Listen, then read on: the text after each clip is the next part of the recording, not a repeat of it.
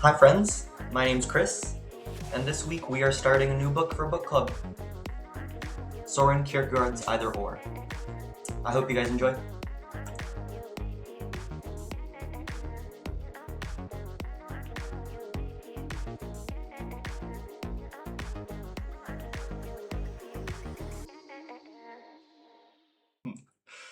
Nice. Oh wow, pretty big turnout. Hi everyone, welcome. Um, yeah, I guess I'll just go ahead and get started and ramble for a little bit. For those of you who are I guess like new to book club, the way it works usually is we pick a book and then every week we do like assigned readings kind of. So like read like a couple chapters or like 50 pages or something like that and then discuss it at this time every Sunday.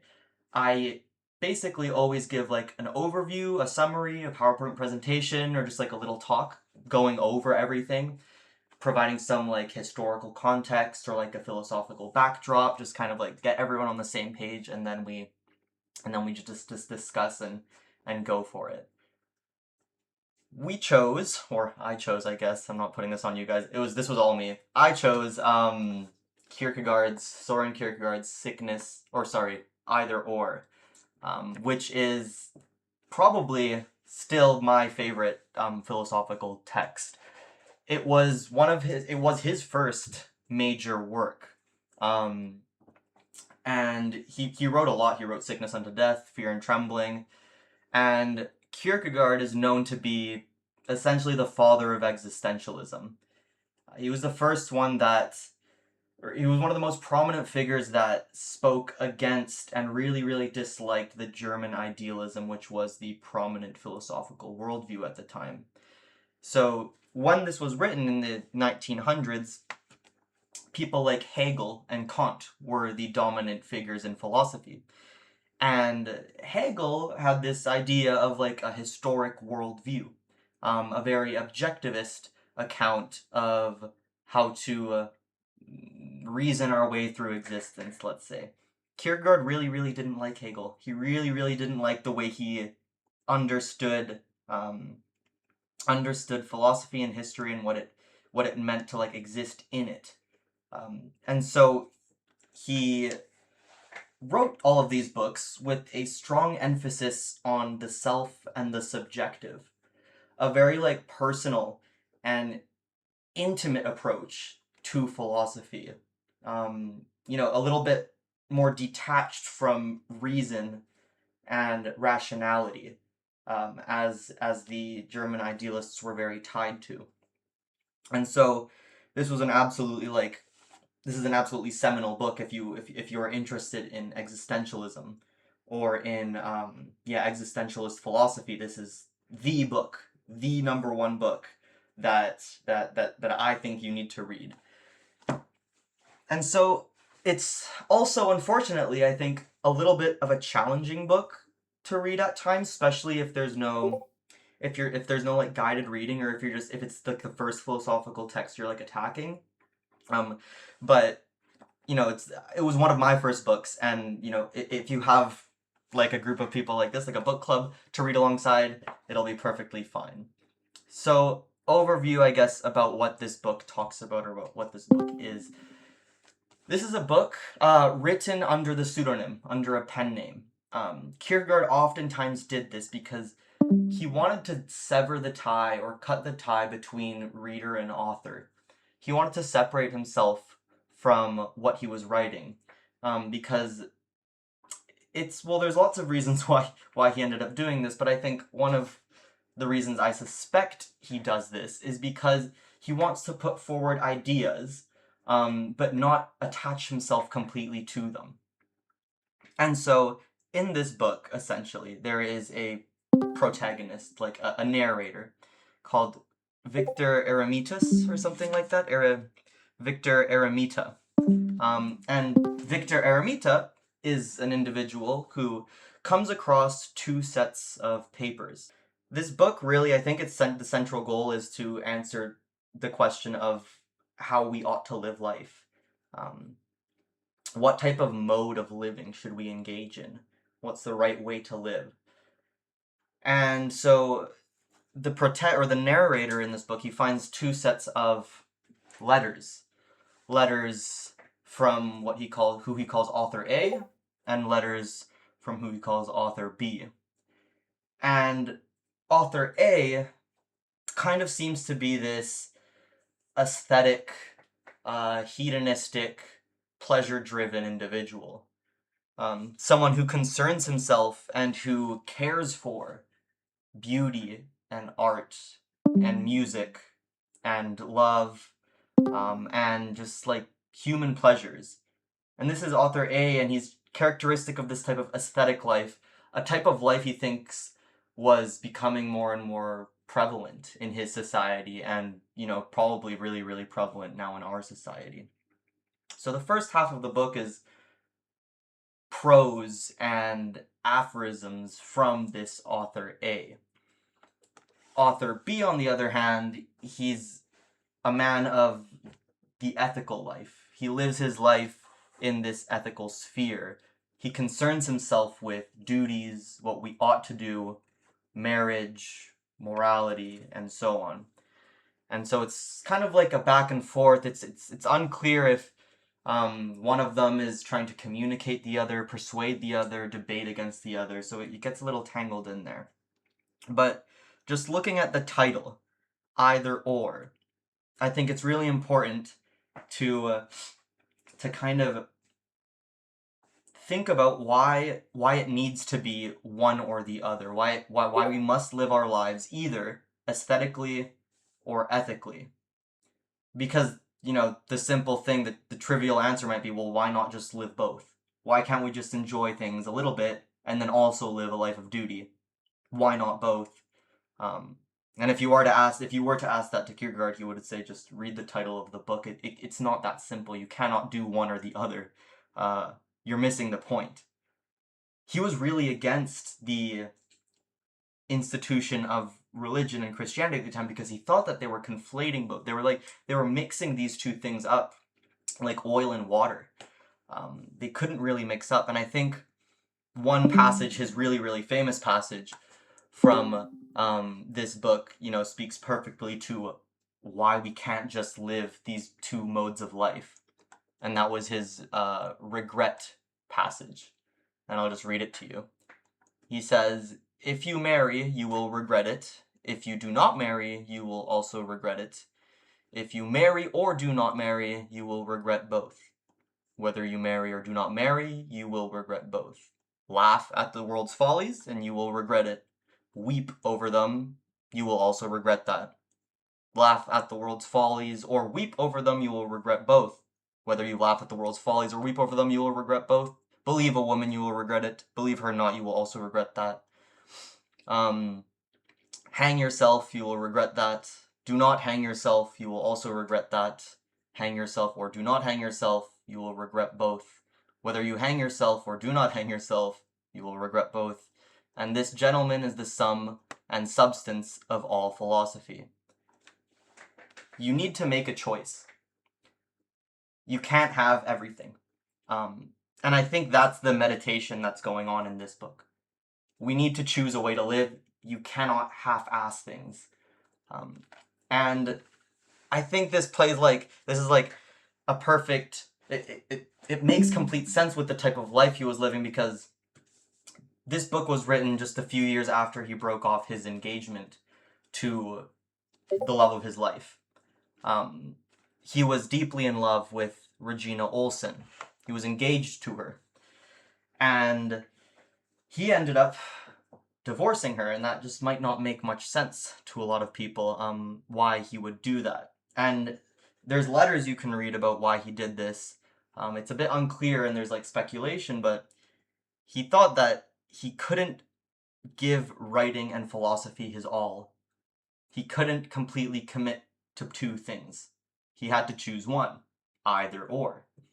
And he chose, I guess, philosophy. He thought that he had a duty as a writer, and one which he could not fulfill were he a married man. He was also a terribly depressed individual, a very complicated individual. And maybe there was a bit of insecurity or a bit of doubt in his ability to be a good husband, but this also was one of the reasons he cut off his engagement.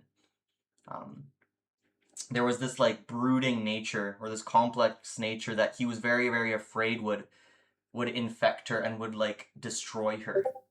If he were to follow through with this marriage, he thought that he was maybe like a bit of a sinking ship, and he didn't want to bring her down with him.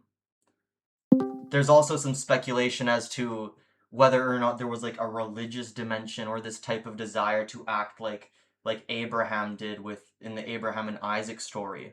Maybe he thought that he had to sacrifice her, sacrifice the most important thing to him in order to accomplish his philosophical goals or his purpose in life. And it's funny because in his will he states that every single book he wrote, all of his philosophy, all of his work was dedicated to the woman he left. Um, so I think now I'm trying to illustrate the dimensions to this guy, to this Danish philosopher. But yeah, if there's anything to take away from this, or very broadly speaking, it's a book about deciding how we should live life. Should we live life according to our senses, according to what makes us feel good and happy? Should we live life to honor art and music and beauty and people and relationships? Um, or should we scrap all of that and live a life closer to one of duty, of discipline, of rigor, of devotion, marriage? And are these two modes of living incompatible? Um, what's wrong with either of them? And I think Kierkegaard stresses that the answer to that, he doesn't want to provide one objectively, not at least in this book. He doesn't want to provide us um, with a reason to accept A over B. He's just saying you need to make the choice yourself, and I think that's the reason he is the father of existentialism, because he puts all of the weight and the burden on the reader to choose for themselves. I think that's all I have to say to introduce this book. And yeah, I guess now I'll open it up to any questions you guys have, things you want to talk about, broad philosophical topics. Yeah, that was my intro. Let's see. Was he re-questioning his life or himself later on his one-way choices? I'm sure he did. I'm sure he constantly was. He knew that whatever choice he took, he would regret having taken it or not taken it. And even not making a choice would lead to regrets themselves. He just thought like regret was this integral part of life, something inescapable, which is quite dark. Yeah. Yeah, that's pretty dark. Hey, Chris, thanks again for the book club. I was just wondering, for those of us who, haven't read Kierkegaard before, would you think this is a good entry point into Kierkegaard's works? Yeah. I mean, it was the first big piece of philosophy that he ever produced. And you see kind of like he has this like evolution in his writing. Obviously, he's a Christian philosopher, and um, the end goal for him is topics that you find in Fear and Trembling and Sickness unto Death, things like the teleological suspension of the ethical. This book never gets into any of that. It's like the very, very starting point of his philosophical journey. First off, trying to introduce maybe like this aesthetic mode of living, the mode of living we're probably most familiar with, and then introducing the ethical mode of living one step further, possibly, or a contrast to it.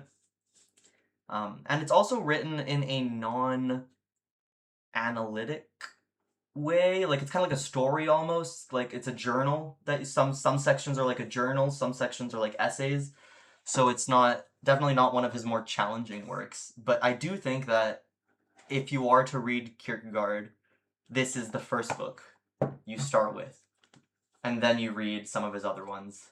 Um, but yeah, I think I mean maybe some people would disagree, but I think this is the starting point. At least it's how I read him or I was taught him.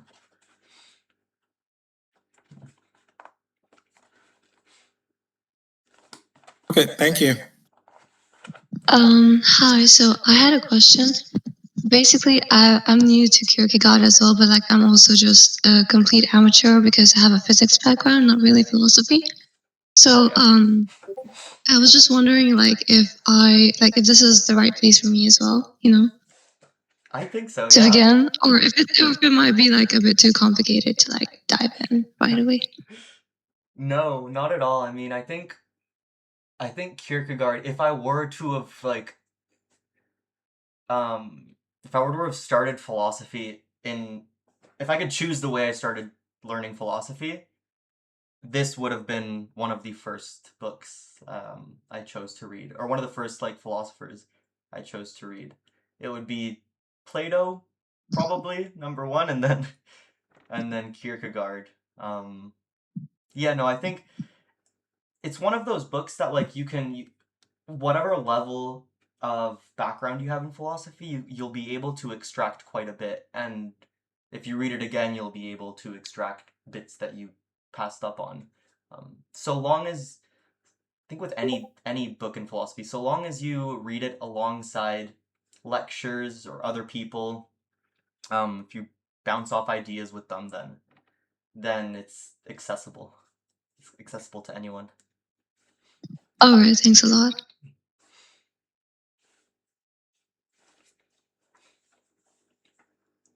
Let's see. Any other questions or concerns about Kierkegaard or about what this book is about?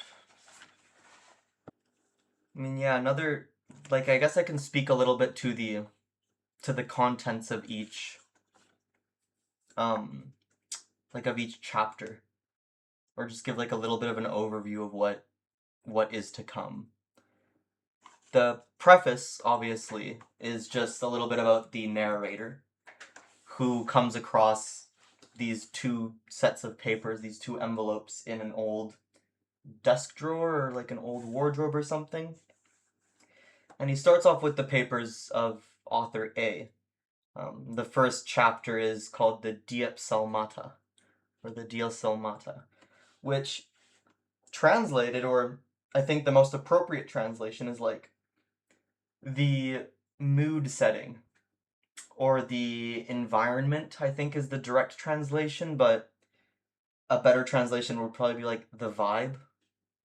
Like the vibe that's being kind of presented or laid out in front of us. It's written in pretty like poetic and like little like chunks, and he's trying to set the mood, set the stage for this type of man, this man of this man of I don't want to say hedonism because that sounds like a little bit too simple, but he's a very reflective man. Um, he's one who's like very very thoughtful and insightful, but just happens to really enjoy the pleasures in life: music, art, beauty, women. Um, and then the following chapters, after he's kind of set the stage, talks a little bit on the importance of music and of theater.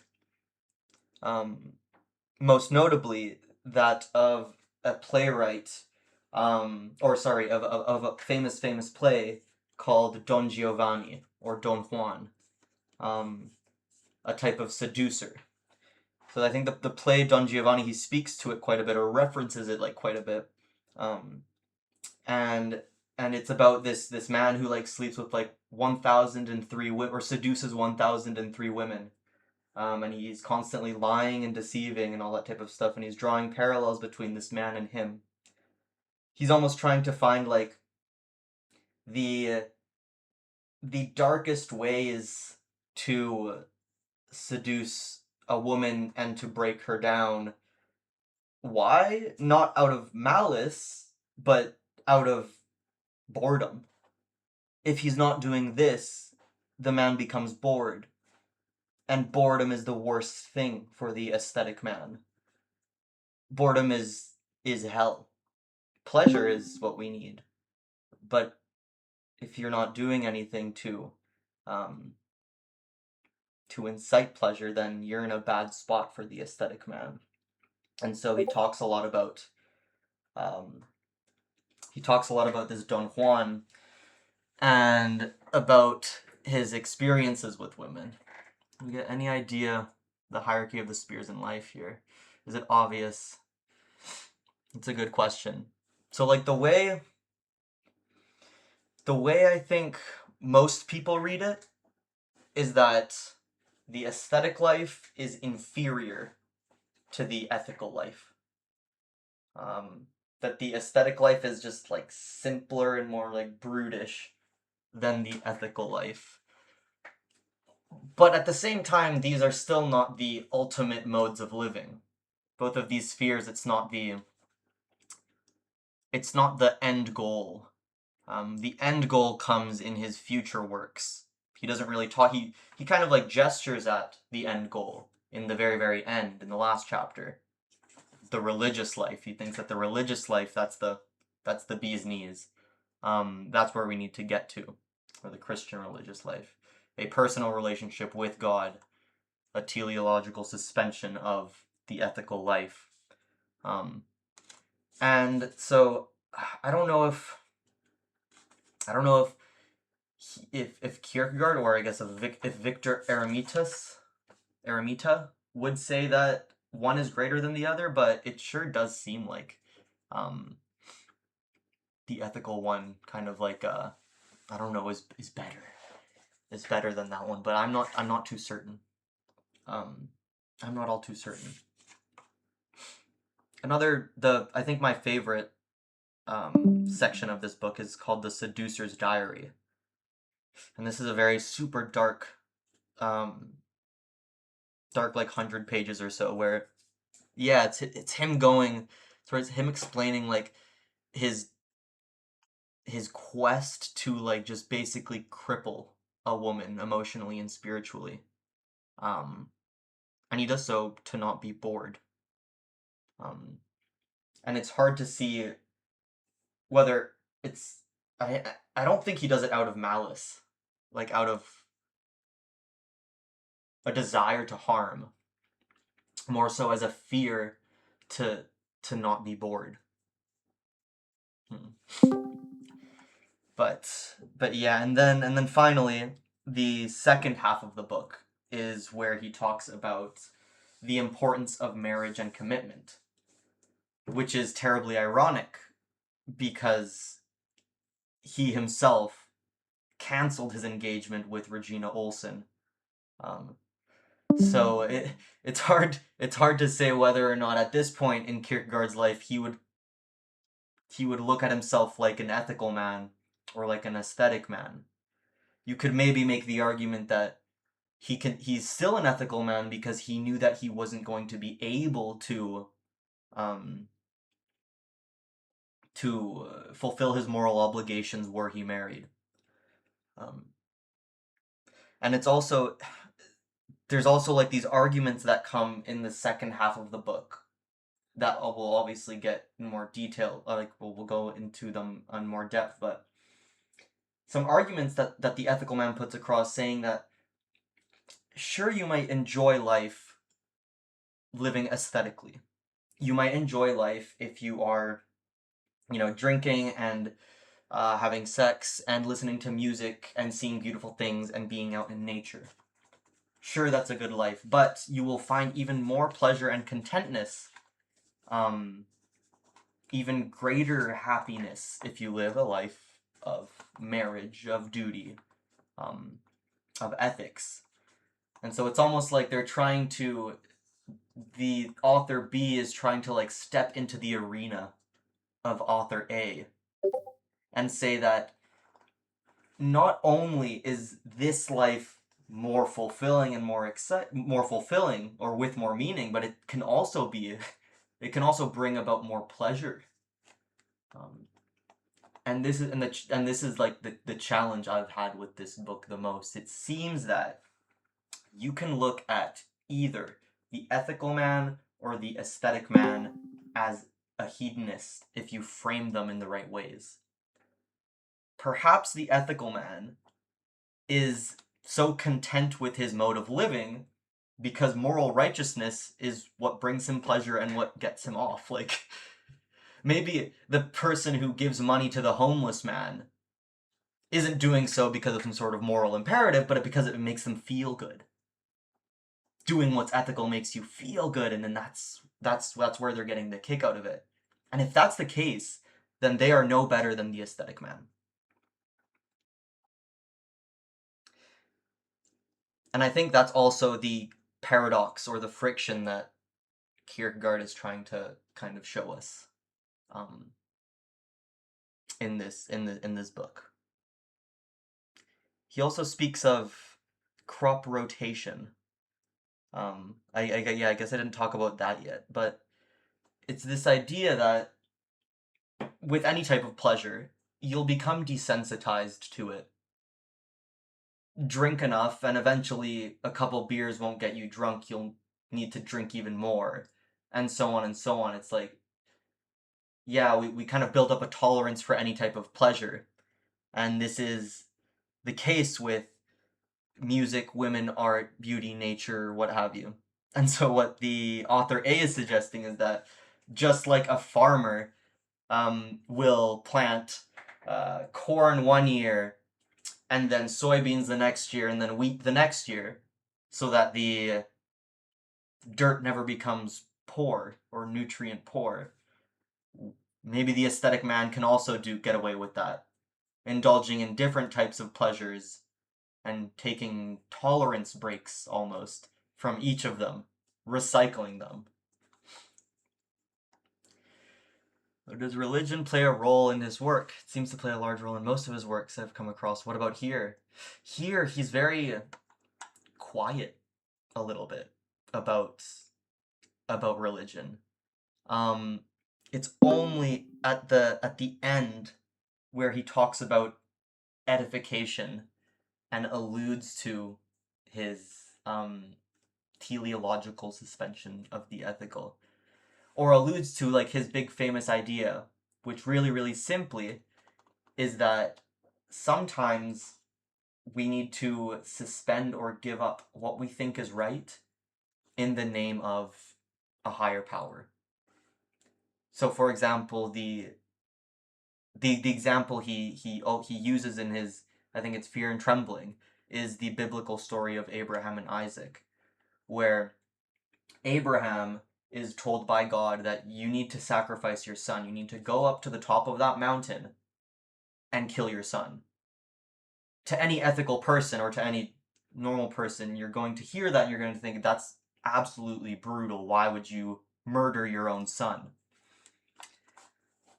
And Kierkegaard believes that the true life to live, and I'm reducing it and making it really simple right now, but the good life to live, the life we should strive for, is one in which, no matter how difficult it may be, suspend our personal, small, individual, human ethical judgments in the face of the divine and the great. But only at the very end does author B suggest that this might be, the right thing to do. And yeah, I don't know, maybe it's some sort of like parallel that he's drawing between why he left Regina Olsen and why he decided to live the life he's living, just one of like solitude and of writing. But religion doesn't come up too much until the very end. It's also, yeah, it's hard to know if there are any alternatives to these two lives that are not religious. If there's an ability to live a mode of life that is not an aesthetic mode of life, not an ethical mode of life, but also not a religious mode of life. Or one in which we appeal to a higher power or appeal to something greater.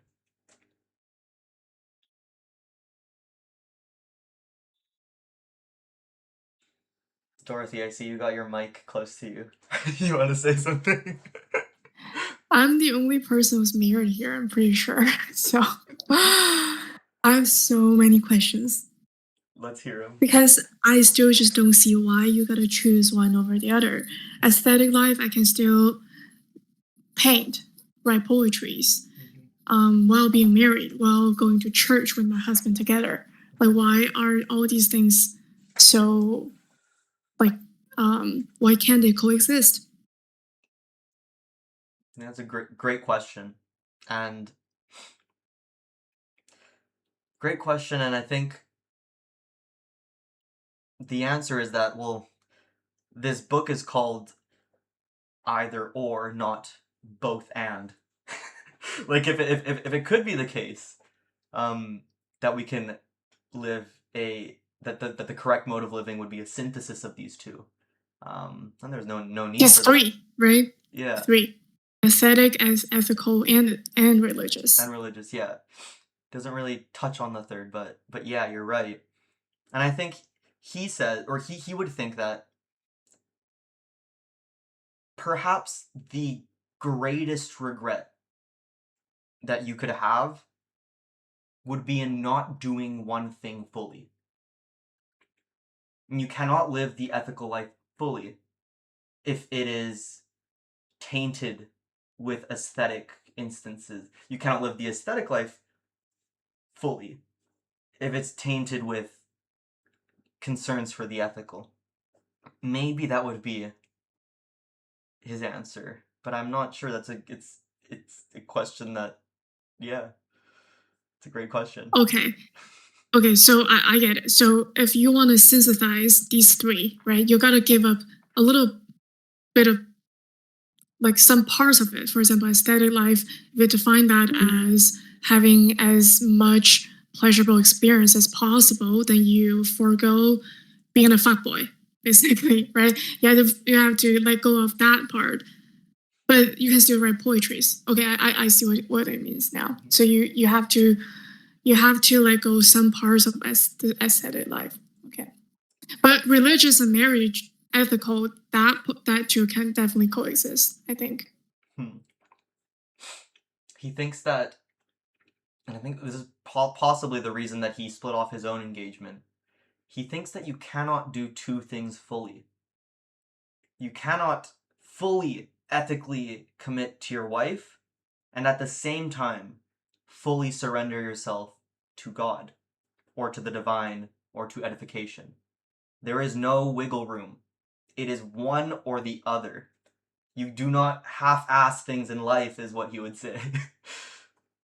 Which is Okay, an interesting position to have, and maybe it there's some is. truth I to it. remember. Yeah, that's why he broke off his engagement, right? But interestingly, my during my marriage prep course with my husband, actually, this happened last year. The clergy told us it's the opposite. In marriage is where you learn to become more like God, more holy, because when you're spending time with someone every day, you have to practice patience, kindness. Like 1 Corinthians 13, all those things. Love is patient, love is kind. It does not anger easily. It does not jealous. It does not boast. So all those things you don't get to practice unless you're practice deeply, at least, unless you're in a marriage situation. Yeah, like you don't know, because if you're just, so for example, if I'm just sleeping around with people that I think that are fun, you don't get to practice patience. You don't get to practice consistency, being there for someone during their lowest. Or, for example, when I have a bad day and my husband also had a long day at work, he sacrificed his own pleasure to still do things for me, even though there are a lot of sacrifices in a marriage, right? So the clergy told us you don't get to practice those things unless you're in a marriage, context. That's interesting, and this idea goes back all the way back to the monasteries, or the time of like the the ascetic monks, or the Catholic monks. It's like if it were the case that you can live the most pious life with a partner, then there would have never been monks and temples full of people who forwent marriage. Like, there's a reason that priests can't be married and nuns kind of like there's that like taboo about like being married. It's just like a complete devotion to God versus versus a partnership that might teach you about God or about a lot of the virtues that are taught in the Bible. But it's weird, yeah, I don't understand it fully. Yeah, there's like these, and he talks about it in the sickness unto death, but like this, it's a little bit like this like suffering that you need to put yourself through, that monks do so, that a monk would do more of than a married person. It's like there's even more like troubles that you need that you go through as a single monk than you might as someone who's in a happy marriage.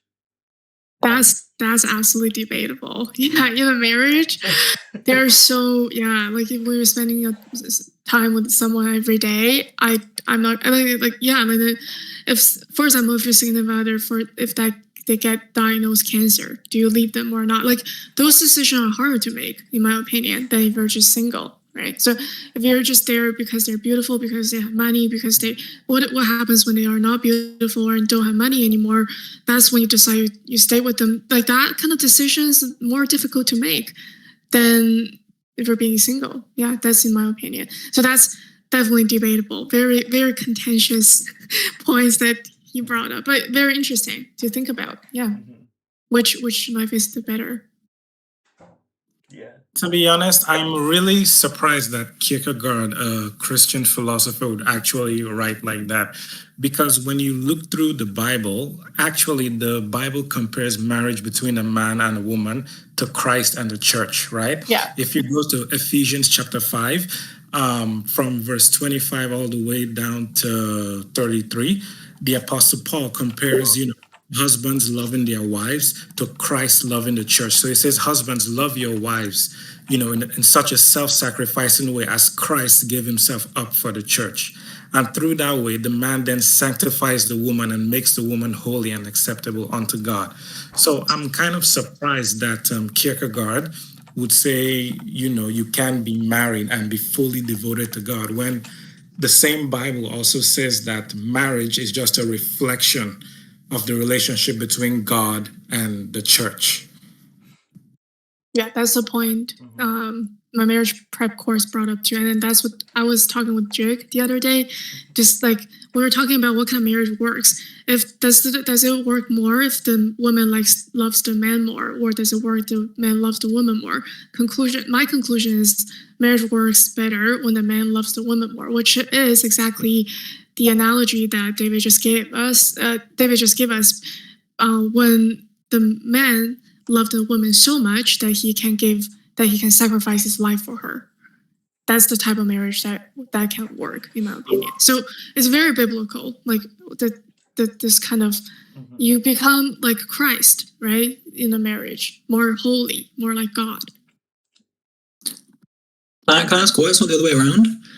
Why must it be a man must be self-sacrificial and not a woman? I don't understand why equality is not actually a better virtue in marriage than that's just what the Bible says. Like the man loves the woman in the more. Yeah, sorry to cut you off, Dorothy. I just wanted to answer Henry's question. Yes, the woman does have a role. The reason why I brought up the role of the man is because we're talking about being devoted to God, if it's possible to be devoted to God and to be devoted to marriage. I just wanted to use that as an example to show that when you are married, you can do both. And yes, the woman does have a role. If you go to Ephesians 5 from verse 22 to 25, right before that, exactly, right before that verse, it says, wives, submit to your husbands, just as the church submits to Christ. So there again, we see that same analogy, reciprocation. of love. Exactly. So just as the church, which is us who are Christians, the same way we submit to Christ, that's the same way wives submit to their husbands. So marriage is a reflection of that relationship between God and man. Yeah, exactly. So, for example, I just made beef stew for my husband, and I make like great food for him every day. And then some feminists say that's oppressive. No, because my husband is someone who would die for me. I in turn submit to my husband, and I cook. I make great food for him. Yeah, and then that's just, in my opinion, very, very I think biblical. May I ask why cooking food for your husband is equal submitting yourself to him? Sorry, submit? You said like that you're like submitting yourself Yeah. to husband. Do you mean that cooking food for him means for you actually submitting yourself to him? That's one way of doing it, yeah. Because I'm using my own time instead of, whereas I could be doing something else for myself, right? So it's. But why would the word submit? Because submit is like such a strong word.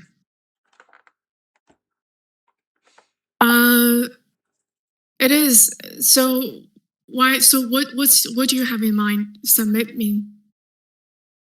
I don't know. Submit, it means like kind of something that comes off of a force, you know. While cooking something for someone that you love might be more an act of giving rather than submitting. I don't know. I just feel like submit actually implies some kind of force relationship to that, you know. So that's why I was wondering why submit word is used there. So does submit imply force? I personally don't think that. Would you say that maybe it implies a power dynamic? Yeah, the power dynamic. Sorry, yes, exactly. Power dynamic. Yeah. Okay. Yep. I mean, if my husband tells me today I want to eat this, I listen to him. Yeah, like if he tells me I want to eat this, and I make this for him. If he tells me I don't want to eat this today, and I don't make that for him, I listen to him. Yeah, that's. I think maybe going back a tiny bit to kind of what started that that discussion, the idea that it's perfectly fine and perfectly Christian to be in a relationship, and in a healthy like married relationship. I think one of Kierkegaard's issues though is that already in that whole conversation, what was the subject of the conversation? It was about your relationship with your husband. It is no longer your relationship to God. You already divided your attention slightly between the divine and daily menial relationships between you and your husband. And that's why I think Kierkegaard thinks you cannot do both fully. You can only do one thing completely. The second you invite another person into your life, no longer is there only one connection and one tie that you have, one teleological suspension. You now have these you now need to, like, for example, not only sacrifice yourself to God, but sacrifice yourself for your partner. You're dividing yourself all of a sudden. It is the center of the world is not you and your relationship directly with God. It's you, relationship directly with God, and then someone else that you kind of invited along. And I think that's what Kierkegaard would say is that, yes, you can live a perfectly ethical life with someone else, but no longer would God be the center of it. Maybe you'll learn a lot about God through this dynamic. You learn a lot about what it means to have patience and cultivate these virtues, but no longer is the focus God. It's like consecration with an undivided heart. Yeah. Yeah, because so my clergy would use the triangle analogy for marriage, right? So God is the center, and then there's husband and wife. Yeah. So you two in the marriage, God is the center, both become more and more like Jesus in this context. So, but I also get it. You could also use the time that I used to cook for my husband. I can use that to read the Bible. Mm-hmm. But does that really make me become more like Jesus? Just keep reading my Bible and contemplate about God? Or do I put myself within a context to love someone through the experience of loving someone else to be more like Jesus? Well, I mean, sorry.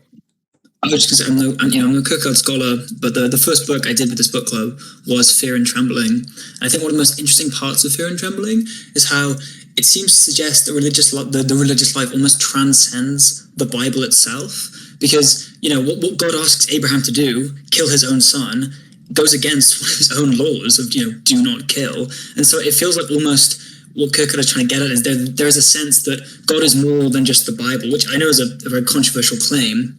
But it does feel like there is more to life than just, there is a higher power. There is a higher life than just the religious life, the ethical life, whatever you base yourself on. That is the religious life. That is complete and absolute faith in God, even when it seems irrational and against all your inclinations.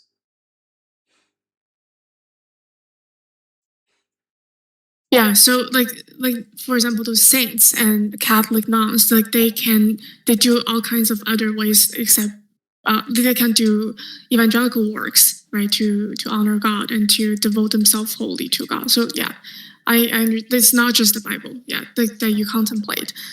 But I'm just saying there are so many ways to be more like Jesus, and then being in a church or reading the Bible or preaching the gospel. I think all of those are ways to be more holy, but not just simply. It's the way that you choose. You can choose one way over another, but it doesn't necessarily. It's not obvious to me why one is absolutely make you more holy than the other. Yeah, Because one is undivided and the other is divided, I think would be what Kierkegaard states. Kierkegaard's understanding of God is a very, very personal tie or link. It's like you directly engaging with the divine. And the second anything enters your sphere beyond that, your will has become divided. You're being torn and pulled in different directions all of a sudden. In your duties to be a good wife or to be a good husband, in your duties to be a good friend, or in your duties to be a faithful, human in relationship to God. I think that yeah, but biblically, you have to be a good because by the Bible, unlike Buddhism, is relational, right? You honor God through those roles that you play in life, and I think you can do everything in your life in honor of God. That's a very Christian thing to do. I don't think he would ever say that that's not enough. That is good enough, right? Like you'd have different ways of living a Christian life, and all of those are good enough. But the greatest life is that of the ascetic monk, the one who has foregone everything and only living his life, in direct relationship. But it's not to say that the other modes of Christian living are bad. They're just maybe not as good or not as pure, which is that's debatable. Yeah, that's absolutely debatable. Yes. Yeah, I think biblically, it doesn't. Oh, sorry. Yes, yeah. Biblically, it doesn't necessarily mean you have to.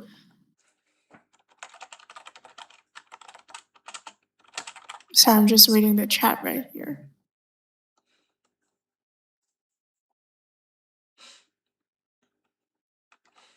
Yeah, no, just asking if religion is always the topic in Yeah. these book clubs.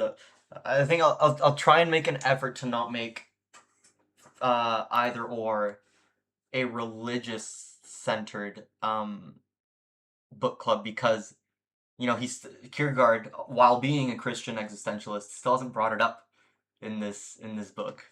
Yeah, but it's very hard to not talk about religion when we talk about Kierkegaard. Exactly.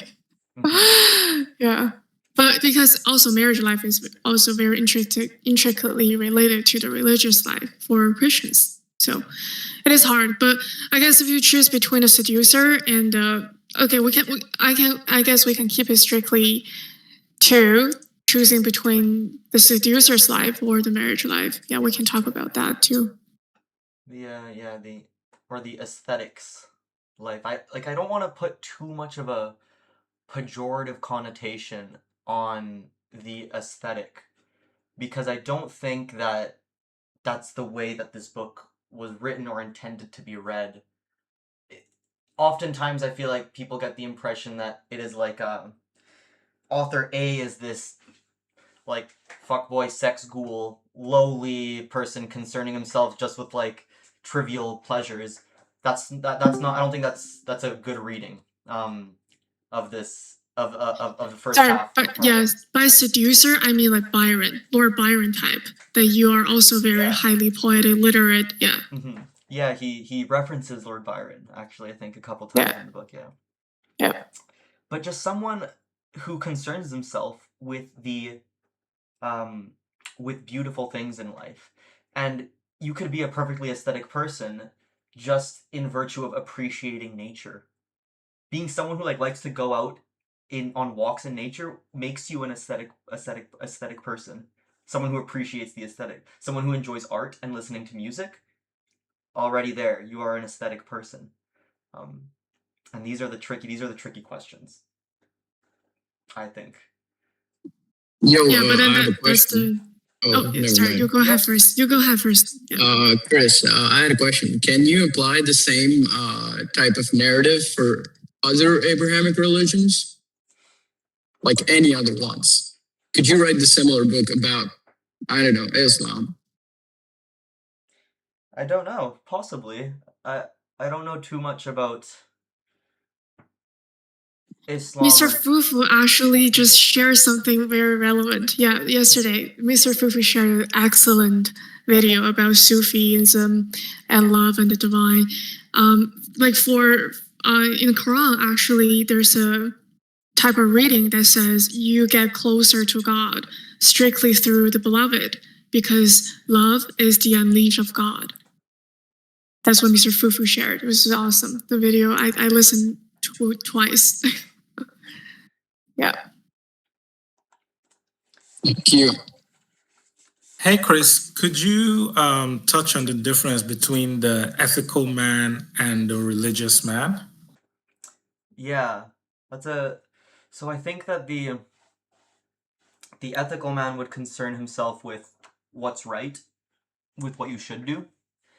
And the religious man, the truly religious man, will set aside or suspend the things that you ought to do or you should do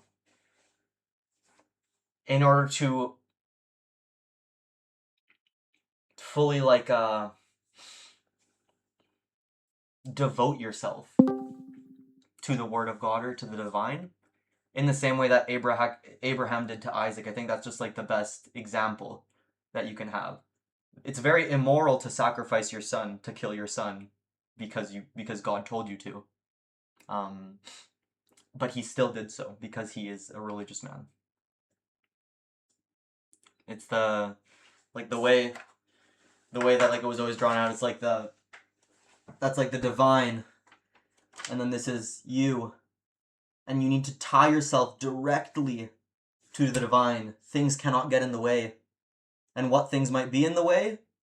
Your family, your children, social norms, the law. None of that stuff can get in the way. It needs to be one clean, direct line with the divine. And that's why, to some extent, the religious man cannot be married, because things can get in the way. Things might be able to get in the way. There must be nothing. It must be just an absolute leap of faith, leap into faith, however you want to translate it.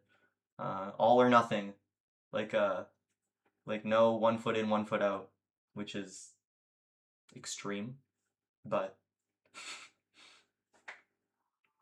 yeah, it's a good question. I think, I mean, if you want more on that, we have the book club recordings of Fear and Trembling, I think, on the YouTube, where we talk about that stuff a lot.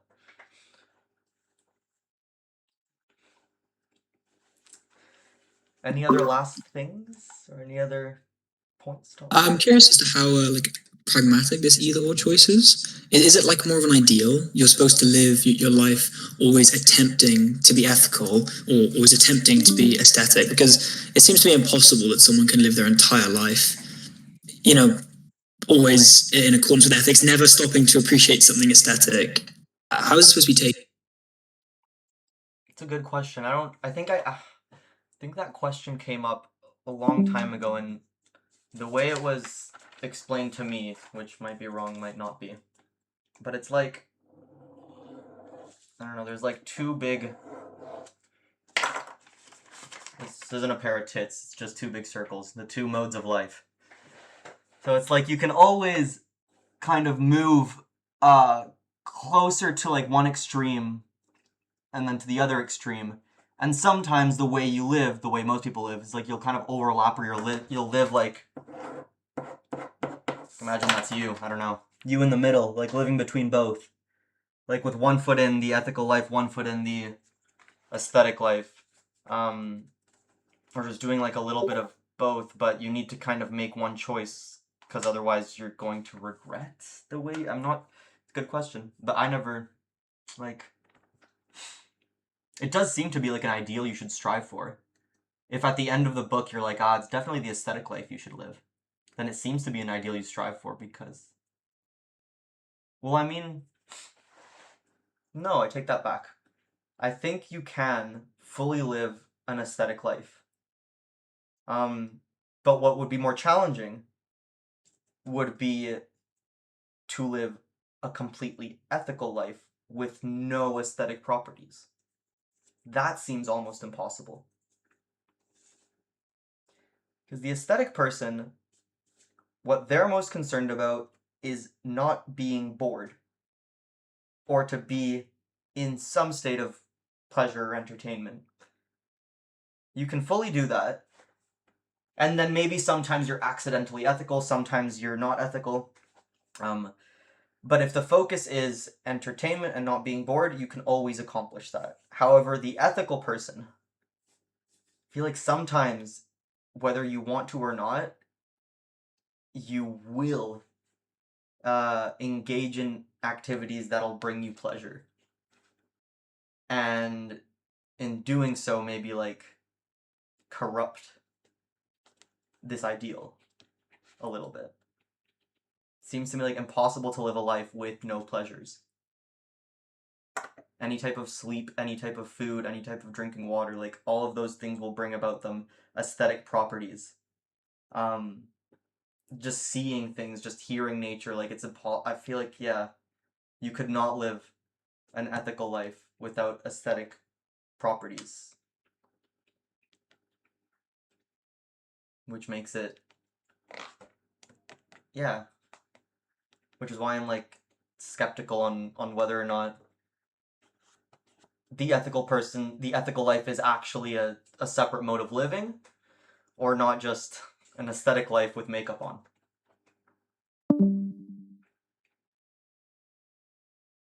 I think I'm married. I think marriage is great. Like you get a lot of pleasure out of it. So I don't see why I would just even refute we are maximizing the happiness in life. Yeah, that's exactly what I'm doing. I can, like, my husband and I like, we have a lot of fun together, but also we hop on Discord. He hop on his Call of Duty Discord. I hop on my book club Discord. Like, and then we have these like other happy things that's going on. I don't see why it cannot be maximized. Would you not then be an aesthetic? It is also aesthetic. I do my poetry readings and then do my paintings. But your life as a whole, is it not aesthetic then? It is. So no, and then also, but I'm married. Well, I don't think. Right. So I'm just saying you can maximize. Yeah. So yeah, sorry, you go ahead first. Yeah, I think it's still possible to live a aesthetic life in marriage if marriage is bringing you a lot of pleasure. If marriage is making you happy, is making you really happy, making you feel fulfilled, staving off boredom, existential boredom. If it's filling you up with like a feeling of like great, nice, this is something that I want to strive for and I'm always doing and it's bringing me good, and then maybe you are no different than the person who seeks those same types of feelings through different mediums. Which is scary to me. It's frightening to me. That I might be an aesthete. So you might be a Like an aesthetic person, just an aesthete. Because, like, I'd like to think that... I don't mind it. I just want to maximize happiness in my life.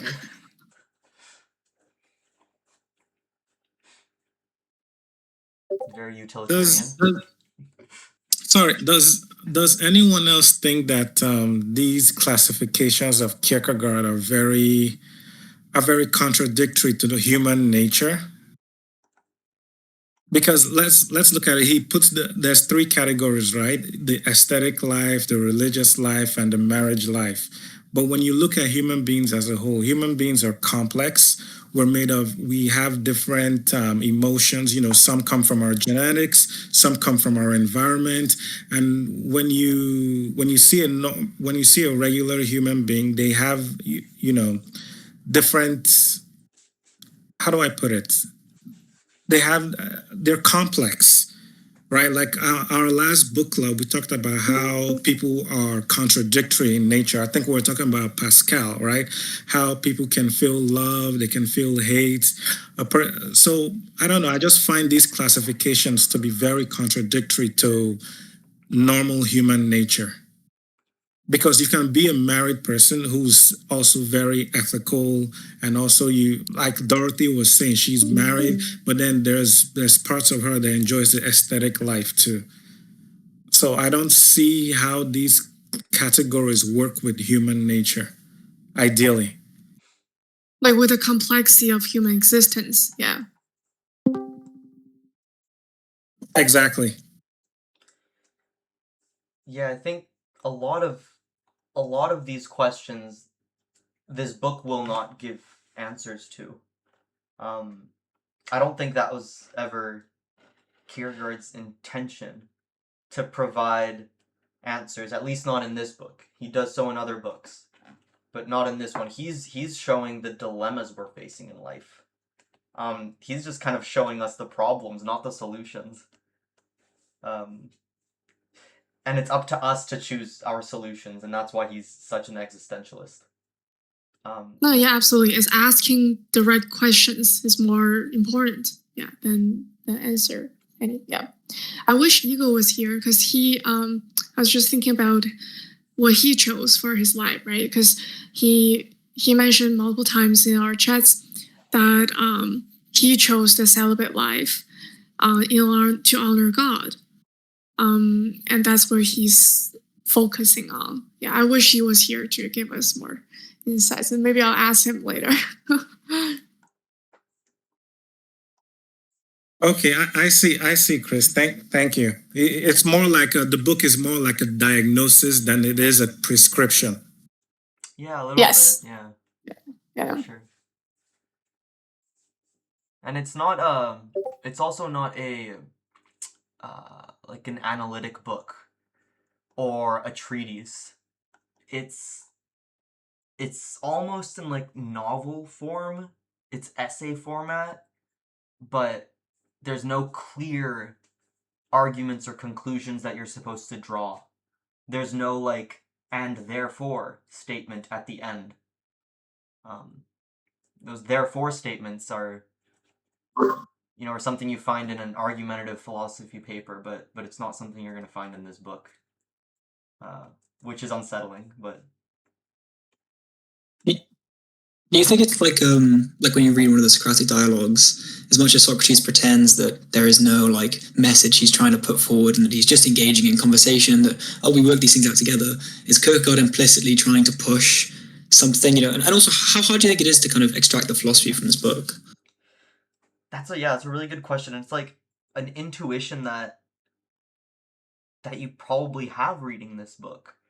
Like it seems like, and even like the ordering in which these papers are made, it's author A and then it's author B, as if author B was supposed to be some sort of solution or some sort of like better answer. since it's at the end of the book, obviously, and conclusions come at the end. So it's hard to say, yeah, just like in the Socratic dialogues where Socrates is pretending, usually, to just be probing for questions, when really what he's doing is making underhanded claims or trying to, like, either prove that they don't know anything or prove this opposing view. I don't know. I don't know what Kierkegaard's doing at this point, but it does seem that he is suggesting and pointing to the answer being the religious life, or like one step further at the end of it. And I guess, like, yeah, when we read those sections, we'll have a better view on what he might be trying to do, because I forget quite a bit of this, but yeah, I don't know. It'd be nice to hear your guys' thoughts on this, like your guys' brains attack these issues.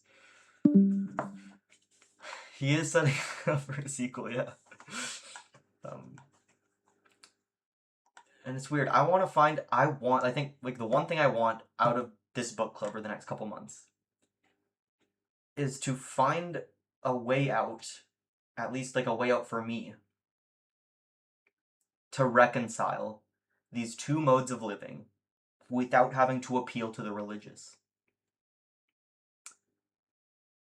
Whether or not that's possible, I don't know, but... Sorry. Yeah? Well, I was gonna say that we, as an Italian, we have this writer, Petrarch. I don't know if you know about him. Yeah, I do. But in the one of his works, The Secretum, we see this conflict between spiritual life and hedonistic life very well, because we have a point of view of Saint Augustine. I do not know how to pronounce it in English. Sorry. And we have a point of view of Petrarch, and Petrarch is very torn apart because of this, because he wants to live a hedonistic life. He wants to succumb to the pleasures of life, but at the same time, he wants to live a religious life without moral decay. And this is the only way I can link it with the religious, because I cannot fathom an ethical life without. Yes, we have the genealogy of moral and goods, but I cannot fathom to like live an ethical life solely for the purpose of it being ethical. And I don't understand, because I only understand this Petrarch view because I really relate to it, and I can see how moral decay can point to this, but I do not know. Yeah, it seems it's super hard to justify or to back up the ethical life without a objective moral legislator or some sort of religion or some sort of institution or god or something to back it up, because then you get dangerously close into like moral relativism, where what's right is just what you think is right, and that has its problems, I guess. So I want to ask, I don't know if you talked about this before, but what are Kierkegaard's view on religion? Since he does not like it, at least institutionalized religion. He does not like the church. He fought a lot against the Dutch clergy. He got into a lot of trouble with them. They would come after him. He didn't like religion or institutionalized religion because it was trying to do that mixing. It was trying to, like, I guess, like, it was probably very, like, typical of his time, but there were a lot of pleasures that were being introduced to society in the 1900s. Things like, you know, chocolate was introduced. All of a sudden people could eat chocolate. Or warm baths, or just, like, pleasures that people could engage in. And all of a sudden the church was like, yeah, all of these things, it's cool, like, indulge in these aesthetic practices. He didn't like that. He thought that religion needs to be a direct connection to God, no wiggle room, maybe. It needs to be very subjective. It's just like, he thought that, it says in the preface, let's see if I have it highlighted.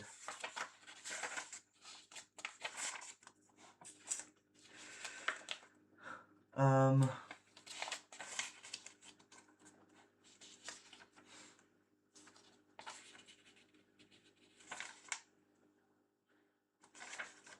maybe this might answer that question a tiny bit. I'm saying like what he was thinking about the, yeah.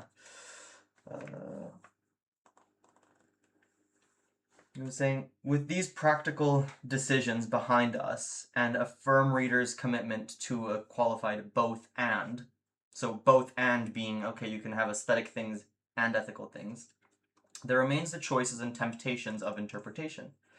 The situation is less straightforward than it can seem. One cannot immediately assume that the point of significance of either or is adequately put by saying the work provides readers with the opportunity to ask themselves of the two points of view represented they themselves prefer. Many questions intervene. Just how distinct are the 2 points of view? Why can't they be combined? What if we don't feel like assenting to either? All of these questions were kind of surrounding the people at the time, whether or not they could engage in the aesthetic and the ethical. Later generations are sometimes said to be in a better place to make sense of the significant work of literature than its contemporaries. So I guess he's just kicking the can forward to us to try and make sense of why the church was doing wrong, why you couldn't do both. Not sure if that was the passage, but yeah. He did not like the church. Thank you so much. I would have expected from all you said to Kierkegaard to be a religious man, but like Petrarch, but actually that's not the case, and I find it very fascinating. Thank you. Yeah, sure. Oh, here, I found it. At the very, very beginning of my edition, it says, when Kierkegaard wrote these words in 1852, 9 years after the publication of Either Or, he was looking back on his working life as a deed on behalf of Christian awakening. By then, his targets had become the Danish clergy, or the servants of Christianity, who, in the prevailing tendency to idolize mediocrity. So he thought that the church was idolizing mediocrity, and that they had shrewdly exploited the pagan optimism, which made Christianity commensurable with all things finite, and managed to reap the benefits of both and, which just made being Christian another item on the list. He thought that the church was trivializing being a Christian. That at that point in time, being a Christian was literally becoming, either, it's just like, I have short hair, or I wear glasses. It was becoming just some sort of thing that you are or you choose to be, that people don't think much about, that's mediocre. Yeah. Which is interesting, again, to hear a Christian philosopher bash the church. Okay, I think my time's up. I have to put my big boy grad school pants on and do like some proper work. This was really fun though.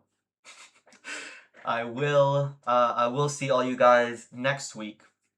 And yeah, so the PDF, I put the PDF in the Discord if none of you guys want to buy a copy. And the reading list, what we will read will be the Dies Salmata and the immediate, and the immediate erotic stages, or musical erotic. So the first 2 chapters.